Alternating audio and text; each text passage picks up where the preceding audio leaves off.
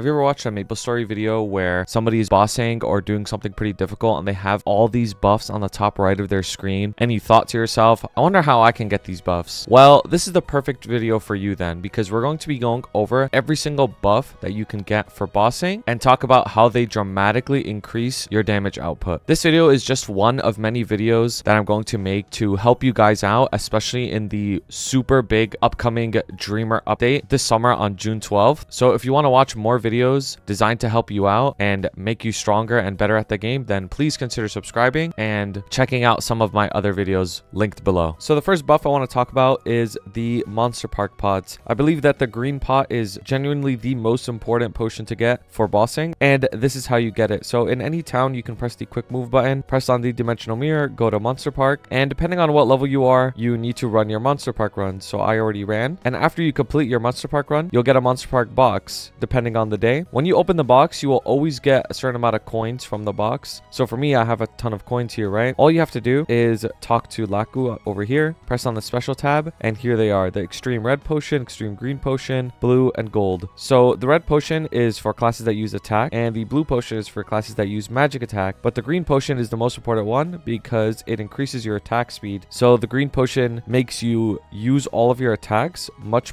faster. So you can buy a bunch of green potions, red or blue depending on which one you use, and gold is for training. So on the left is footage without green pot and not max attack speed, and on the right is footage with green pot and with max attack speed. And you'll see that when you have max attack speed because of the green pot, you will be doing significantly more damage and getting way more hits in. The difference in amount of hits is dependent on what class you play. Some classes benefit from attack speed more than others, but in general it is a massive difference whether or not you have a green pot or not. For Hyidle, for example, there was almost a 10% increase with just using green pot. The next buffs we need to talk about are the boss damage potions. You can either use the advanced boss rush boost potion or the sparkling red potion. They both give you 20% bonus boss damage, which is quite a lot, but they can't be used at the same time. So essentially they're the same buff. This one lasts for 40 minutes and the sparkling red lasts for 2 hours. So the sparkling red, if you're doing all of your bosses in one long continuous run, this one is better, but the boss rush potion, you can craft them. So the sparkling red potion, you can only get it from boss drops. Bosses starting at Akechi or higher, so Akechi, Lotus and Damien and beyond, can have a chance of dropping the sparkling red potion. So if you're doing all of your weekly bosses, especially on multiple characters, you're going to stock up a lot on these, but the advanced boss rush potions, you are able to craft them. So if you're somebody who doesn't have a lot of bossing unlocked yet, then you can get the advanced boss rush potion instead. Let's talk about how you craft the boss rush potion. So in any town, you're going to want to press the quick move and go to Ardent Mill. I have a full complete guide on how to get Meister on each one of the professions, but to get the boss rush potion, you're going to need Meister Alchemy. And once you have Meister Alchemy unlocked, you'll see this boss rush boost potion craft available. So once you craft it, you can turn the weaker boss rush boost potion, this one only gives you 10%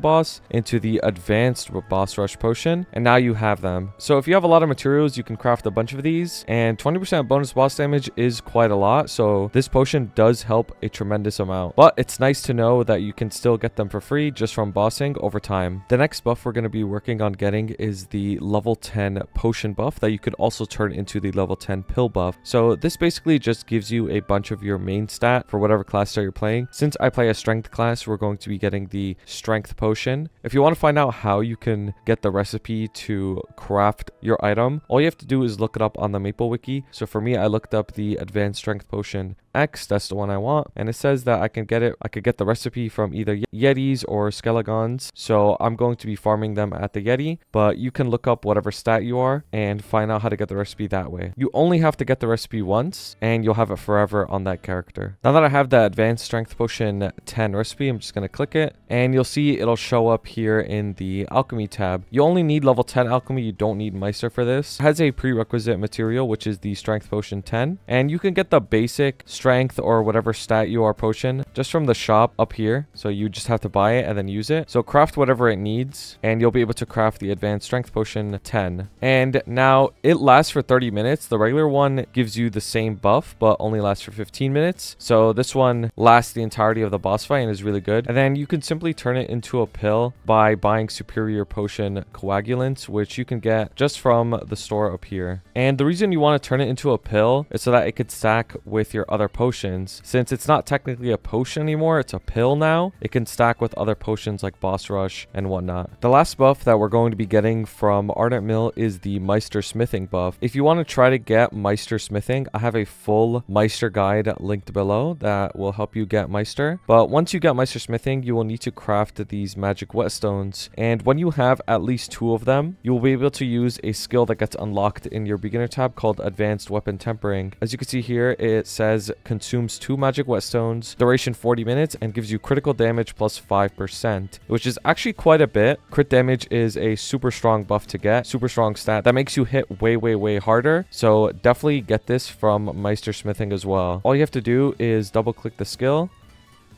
and you'll see it's on the top right. It does have a pretty long cooldown, so just keep that in mind. The next buff is the MVP superpower buff. So this buff is pretty difficult to get because you need to spend real money in order to get it. How it works is if you were to enter the cash shop, on the bottom left of the cash shop, it gives you a rank depending on how much money you spend on the game, right? And depending on your rank, you get these rewards that you can get every 10 days in the month. You just press this claim button on the top. And of all of those rewards, the MVP superpower buff is one of them. The higher rank you are, the more of these you get per month. So I figured I would mention it, even though obviously a lot of people wouldn't be able to get it, but it is something that you should know about and is available and stacks with every single other buff. The next buff you can actually get from being in a guild that is a decently high level. It's the guild atmospheric buff. So all you have to do is press the light bulb on the left side of the screen, scroll all the way on the bottom, it'll be the last option, and it'll say Dea's G potion. So all you have to do is accept it, and now you have these potions that give you attack and magic attack. If you're in a higher level guild, you'll have an even stronger version of this one, but since I'm in a lower level guild, I have like the smaller version. And all you have to do is click it, and it gives every single person in the map a 30-minute buff that gives them attack and magic attack. This also stacks with everything, so it's super useful, and you can share them with every single person in the whole map. Another buff that you could share with everybody is the Ursus atmospheric buff. So after you complete Ursus, you get a bunch of random materials. If you talk to the Ursus shop over here, you can get the gift atmospheric buff. All you have to do is press buy, and similar to the guild atmospheric buff, you just double click the atmospheric Ursus buff, go to the cache tab, it'll be moved there, and you can type whatever message you want and it'll show, and everybody in the map gets a 30 attack and magic attack buff that stacks with everything. Another really easy buff that stacks with everything is the Legion Might buff. So if you press the quick move and talk to the Legion guy, there are different types of Legion buffs and they have a different cost. So the difference between them is they just have a different duration. This one's 10 minutes, this one's 20, and this one's 30, and they're super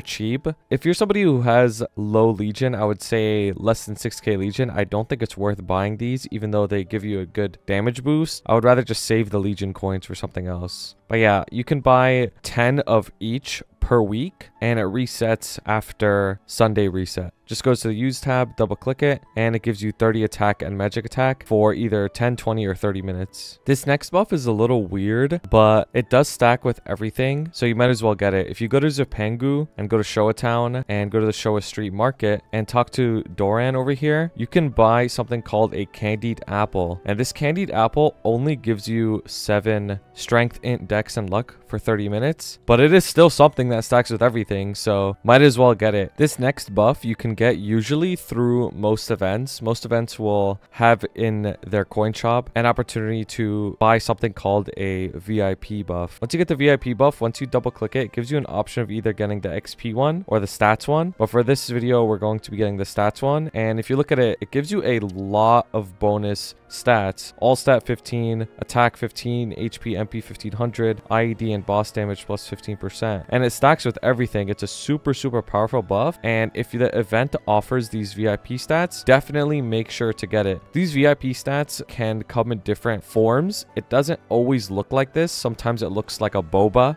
or some other item, but they're generally referred to as VIP buffs, and they give you these stats. It lasts for a whole hour, so it's super, super good. Another very powerful buff that you can get is the Fame Chair buff. This buff, you can only get it once per day, so make sure you're using it very wisely. You'll often see people in Zakum entrance sitting on this chair, and all you have to do is click on one of them and fame them. If you defame them, it won't give you the buff, so you have to actually fame them. Once you fame them, you'll see a plus 50 attack and magic attack buff appear on the top right for 30 minutes. Sometimes you'll see people in 250 chairs, but you don't want to fame people in 250 chairs because the attack and magic attack buff is not as strong. You always want to find a 275 chair that you can fame, and in the future, a level 300 chair. This next buff is the Echo buff. The Echo buff gives you 4% attack and 4% magic attack, which is huge because it's percentage. It lasts for 40 minutes and has a 2-hour cooldown. You can find it in your beginner tab, but most classes you're going to have to do a quest to unlock it. Usually the quest is just to complete your storyline quests that are going to be found in your light bulb. Some classes it'll take until after they're level 200, and some classes are going to need to complete a very long story to get their Echo buff. But once you do, you can just use it like any other buff. 40 minutes and it stacks with everything, and it's actually quite strong. Percentage buffs are very rare and they're really, really, really strong. This next buff is extremely powerful, but the only way to get it is by being in a guild. And what I'm talking about is the guild skills. So if you open your skill tab and press guild skills over here, or you could get to it from the guild tab hotkey. If you press this guild skills button, you will see that there are 4 skills that you can get. Most guilds will not have this IED skill called Undeterred. They'll either not have it or it'll be really low level. The reason for that is it's the least important one out of all 4 of these buffs. So people put their remaining skill points just into this one, as it's most important to have these other ones maxed out first. So let's go over each buff. Boss Slayers gives you 30% boss damage. Undeterred gives you up to 30% IED, but like I just mentioned, most guilds won't have this 30% IED buff. For the guild, gives you 30% damage. And Hard Hitter, which is by far the strongest one, gives you 30% critical damage, which is an insane amount. All you have to do is double click on all of these.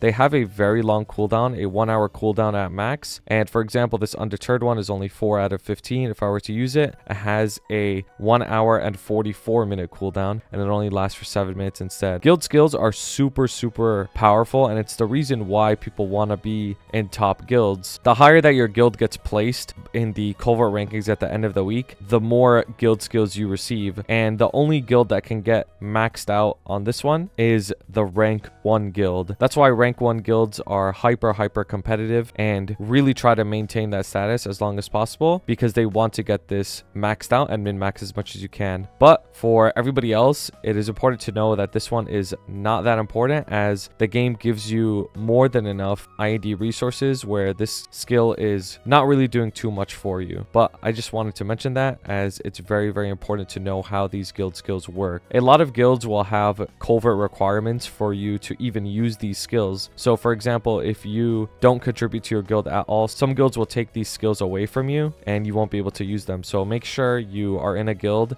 that you're comfortable with, whether it means you need to meet the requirements or not, and if they have the guild skills you desire. The next thing I want to mention is familiars. So depending on how many familiars you have, this buff will vary in how strong it is. Well, all you have to do is in your skills tab, in your beginner tab, you will have this summer familiar skill. It'll summon them. They last for about 2 hours, and you'll get various buffs depending on what familiars you have. Please don't forget to have your familiars out. Sometimes people forget and it costs them a lot of free damage for no reason. Now, the final buff that I want to talk about is the bonus attack / magic attack buff that you can get. The reason why I'm mentioning this last is there's a lot of different ones, but they don't stack with each other at all. So you need to know that if you use one of them, you can't use the other ones. The most common one that people will be using for attack is something called cider. You can get cider from that exact same Showa Town shop that I mentioned before. If you talk to Doran, you can buy a bunch of cider. The thing about the cider is it only gives you attack and not magic attack. attack, and it only lasts for 5 minutes. So it's 20 attack for 5 minutes only. Another attack buff that you can get that's similar to the cider, it doesn't stack with it, is in Leafree. In this general store, if you talk to Sly, you can get the baby dragon food. And the baby dragon food only gives you attack again, no magic attack, but it gives you 7 attack for 20 minutes. So for example, if I were to try to use a baby dragon food